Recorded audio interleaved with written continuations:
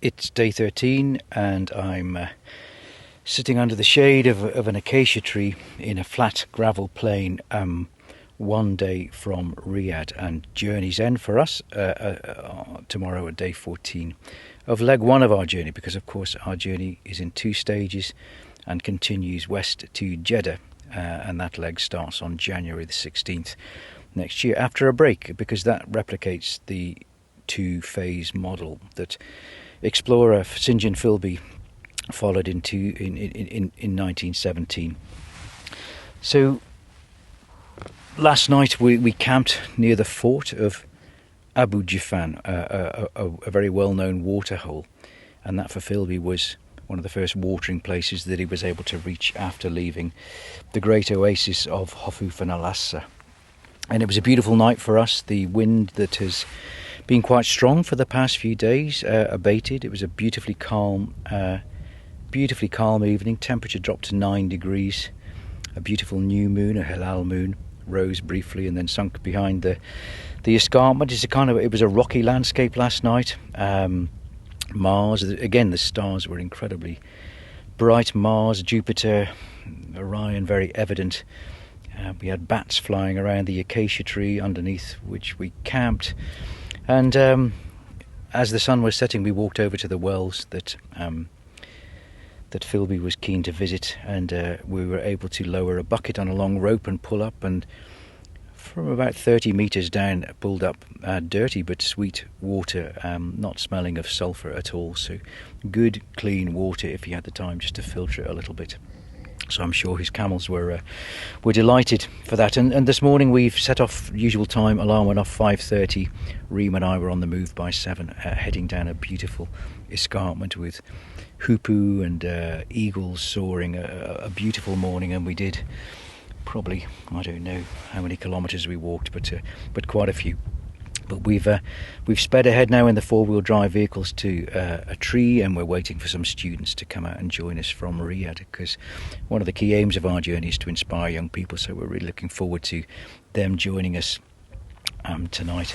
But when I read Philby's notes of this stage of his journey, again, he always wrote so beautifully.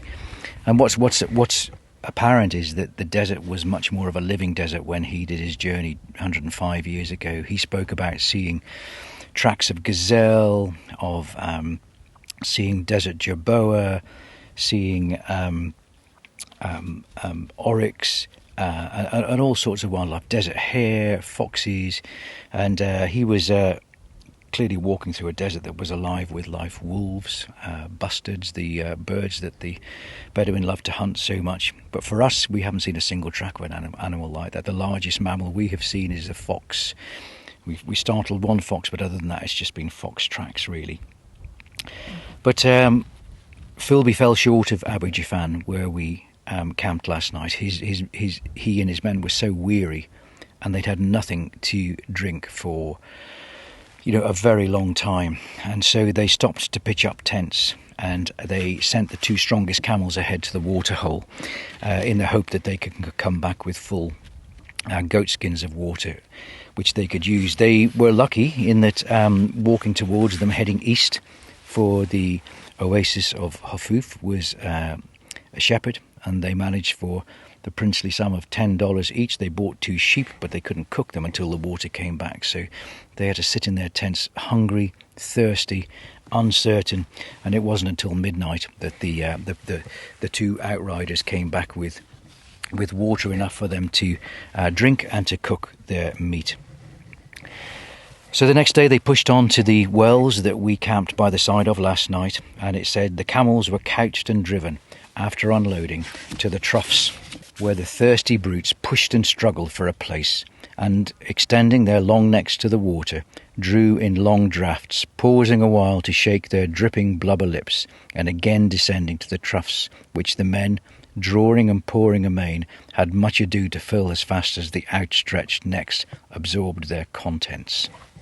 So visiting a waterhole was absolutely essential for any traveller, but it also exposed you to great risk, because the resident tribes and the bad guys in the area would know that any travellers would have to visit those wells. So It wasn't something that could be rushed. It takes a long time to fill a goat skin full of water and pull it up. It's leaking all the time, so not all of it reaches the camel. But it's something that needs to be done, but needs to be done relatively quickly.